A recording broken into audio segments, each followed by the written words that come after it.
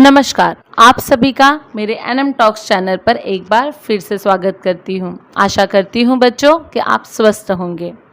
हिंदी व्याकरण में आज हमारा विषय है लिंग। जी हाँ, हिंदी व्याकरण में आज हम लिंग पढ़ेंगे। लिंग क्या है? ऐसे तो संस्कृत में लिंग का अर्थ होता है निशान, ठीक है। और संस्कृत में 3 लिंग पढ़े जाते हैं, पुल्लिंग, स्त्रीलिंग और नपुंसकलिंग। लेकिन हिंदी में हमें केवल 2 ही लिंग पढ़ना है, स्त्रीलिंग और पुल्लिंग। तो आइए हम पढ़ना प्रारंभ करते हैं।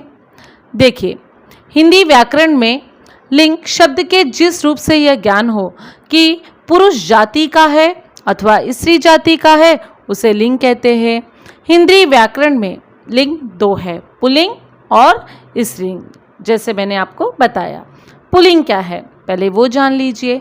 शब्द के जिस रूप से यह जानकारी मिले कि वह पुरुष जाति का है, उसे पुल्लिंग कहते हैं।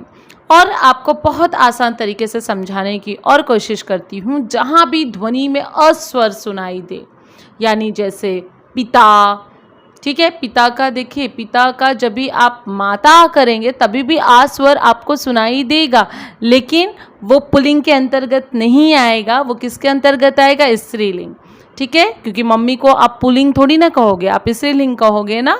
जैसे बंदर, बंदर क्या है? पुल्लिंग है, ठीक है। उसकी पत्नी क्या हुई? बंदरिया। लेकिन आ ध्वनि आई ना, तो वहाँ पर क्या होगा? स्त्रीलिंग होगा। देखिए, पुल्लिंग और स्त्रीलिंग पहचानने के लिए 2 नियम होते हैं। एक तो आप शब्द के आधार पर पहचान सकते हो और एक उसके रूप के आधार पर। अभी बंदर जो है वो क्या है? पुल्लिंग है। लेकिन बंदरिया, मैंने उसके रूप को पहचाना ना कि उसकी पत्नी बंदरिया है, आ ध्वनि सुनाई दिया, लेकिन उसके रूप के आधार पर मैंने पहचाना कि ये क्या है? स्त्रीलिंग है। तो उसी के अनुसार आपको पहचानना है, ठीक है। आइए देखिए, जैसे लड़का, घोड़ा, बकरा, कुत्ता, हाथी, आदमी, बच्चा, कमरा, बस्ता, लाला, दरवाज़ा, लोटा, डिब्बा, चूहा आदि, ये सभी क्या है बच्चों? पुल्लिंग है। अब स्त्रीलिंग क्या है वो जान लीजिए। शब्द के जिस रूप से आपको यह ज्ञान हो कि यह स्त्री जाति का बोध करा रहा है, वह स्त्रीलिंग के अंतर्गत आएगा। जैसे लड़की, घोड़ी, बकरी, कुतिया, हथिनी, औरत, बच्ची, खिड़की, कुर्सी, लुटिया, डिबिया, चुहिया, लुहारिन, छात्रा, मक्खी आदि। और भी आप शब्द ले सकते हो। ये सभी किसके अंतर्गत आएगा? स्त्रीलिंग। अब हमें क्या करना है? देखिए, हमारी हिंदी व्याकरण में लिंग का बहुत महत्व है, आप सब अच्छी तरह से जानते हैं।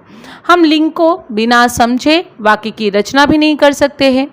वाक्य में लिंग की समझ ठीक ढंग से अगर नहीं होती है तो हम अर्थ का अनर्थ भी कर सकते हैं। हम कुछ भी कह देते हैं, कुछ भी लिख देते हैं, और यहाँ पर हमारी बहुत सारी लिखावटों में और बोलने में भी अशुद्धियाँ हो जाती है।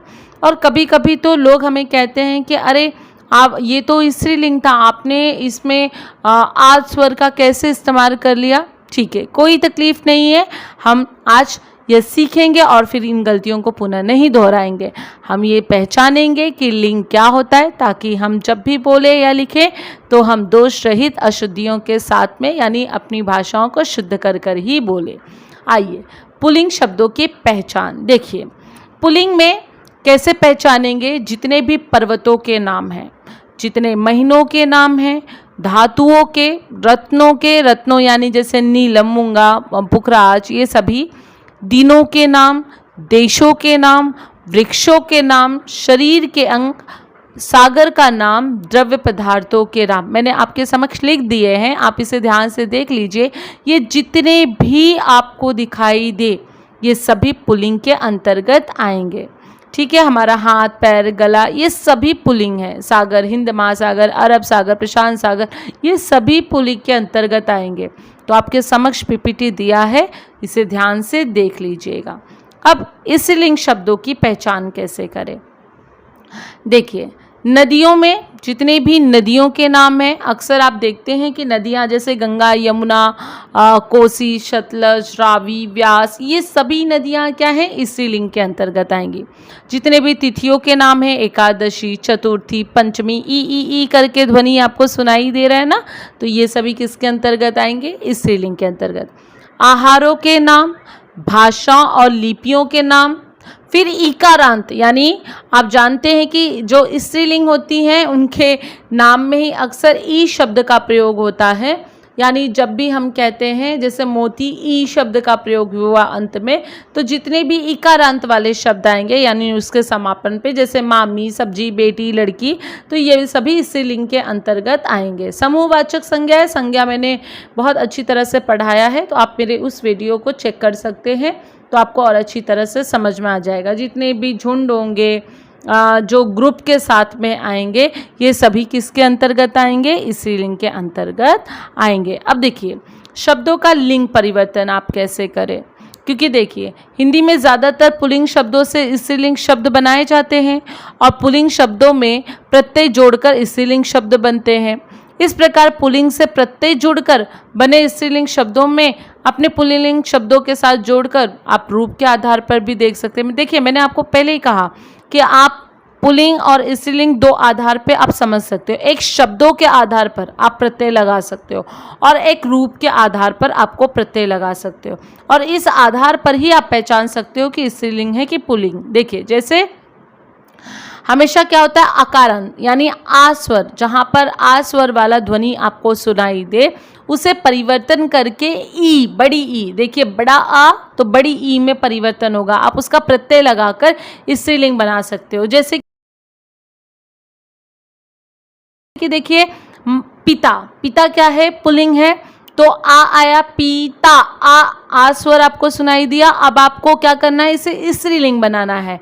तो आप माता कर रहे हैं ना, तो वहां पर आप क्या करेंगे, माता, आ लगाए, लेकिन आप यहाँ पर अभी देखिए यहाँ शब्द के आधार पे नहीं, आपको रूप के आधार पे यहाँ परिवर्तन कर रहे हैं, यानी पिता का आपका क्या हो रहा है, ये रूप के आधार पे परिवर्तन कर रहे हैं माता, तो ये स्त्रीलिंग के अंतर्गत आया। अभी जैसे लड़का, लड़की, घोड़ा, घोड़ी, राइट है, घोड़ा, घोड़ी, बच्चा, बच्ची, बकरा, बकरी, ऐसे करके आप क्या कर सकते हैं, शब्द को, आ वाले शब्द को बड़ी ई में, इकारांत में आप प्रयोग कर सकते हो।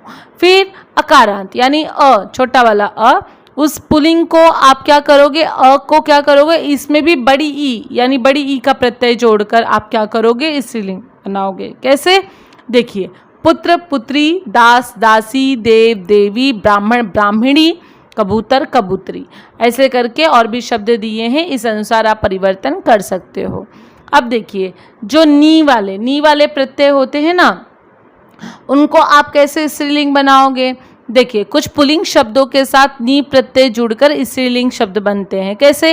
जैसे देखिए शेर, शेर का हम क्या करेंगे, शेरनी, मोर का क्या करेंगे, मोरनी, चोर का क्या करेंगे, चोरनी, ऊंट का क्या करेंगे, ऊँटनी, जाट का क्या करेंगे, जाटनी, ऐसे करके आप बना देंगे। ठीक है। फिर इसके बाद में ईन प्रत्यय वाले शब्द जोड़कर आप कैसे स्त्रीलिंग बनाएंगे? देखिए कुछ पुल्लिंग शब्दों के अंतिम स्वर में क्या होता है, ईन प्रत्यय जोड़कर स्त्रीलिंग बनाते। कैसे? माली तो मालिन, तेल तो तेलिन, धोबिन तो धोबिन, नाई तो नाई, इसके बाद में पड़ोसी, पड़ोसिन। इसमें क्या किया जाता है, जैसे माली, देखिए माली यहाँ पर आप देखेंगे बड़ी ई की मात्रा इस्तेमाल किया है, लेकिन जब आप इसको स्त्रीलिंग बनाएंगे तो ये छोटी ई की मात्रा में परिवर्तन हो जाएगा। जैसे देखिए माँ ली तो ल पे छोटी ई की मात्रा रहेगी और फिर न, ऐसे करके सभी। तेली तो तेली में बड़ी ई की मात्रा लगी है, लेकिन जब आप इसको स्त्रीलिंग में परिवर्तन करेंगे तो इसमें कौन सा आएगा, छोटी की मात्रा, तेलिन। ऐसे करके देखिए ईनी, ईनी प्रत्यय क्या है, ईनी प्रत्यय जोड़कर आपको स्त्रीलिंग शब्द बनाना है। क्या होता है कि सामान्य रूप से कुछ अकारांत पुल्लिंग शब्दों के अंत में भी प्रत्यय जोड़कर आप स्त्रीलिंग शब्द बना सकते हैं, लेकिन क्या होता है ना बच्चों, कुछ पुल्लिंग शब्दों के अंत में ही ई यानी बड़ी ई होता है, तो कुछ बड़ी नी प्रत्यय लगाकर इसके पूर्व क्या करना है आपको, ई, बड़ा ई के स्थान पे क्या करना है, छोटा ई आपको लगाकर बदलना है। जैसे देखिए स्वामी, ठीक है, स्वामी में क्या हुआ, बड़ा ई लगा, लेकिन जब हम इसे परिवर्तन करेंगे स्वामिनी यानी छोटा ई करके और फिर बड़ा ई लगाएंगे। प्रार्थी, प्रार्थिनी, तपस्वी, तपस्विनी, हाथी, हाथी में भी क्या हुआ, हाथी तो ह, हथनी, इसका होता है स्त्रीलिंग अहथनी, तो ह छोटी ई फिर पूरा थ फिर न में क्या हुआ, बड़ी ई आपने लगाया हथनी। ऐसे करके आपको बनाना है। ठीक है। अब आनी, आनी प्रत्यय आपको जोड़ना है और क्या करना है, पुल्लिंग से स्त्रीलिंग बनाना है। तो कैसे बनाएंगे, नौकर, ठीक है, नौकर में नौकरानी, देवर, देवरानी, जेठ, जेठानी, ऐसे करके आप परिवर्तन करेंगे। फिर आइन शब्द, आइन प्रत्यय आपको जोड़ना है।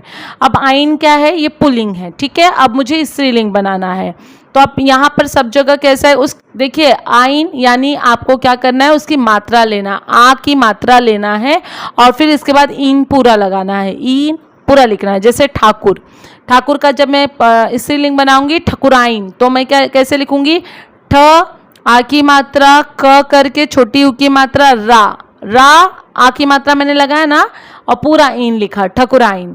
पंडित, पंडिताइन, लाला, ललाइन, पंडा, पंडाइन, चौधरी, चौधराइन, ऐसे करके आपको बनाना है। फिर आपको क्या करना है, ईया प्रत्यय जोड़ना है, ठीक है।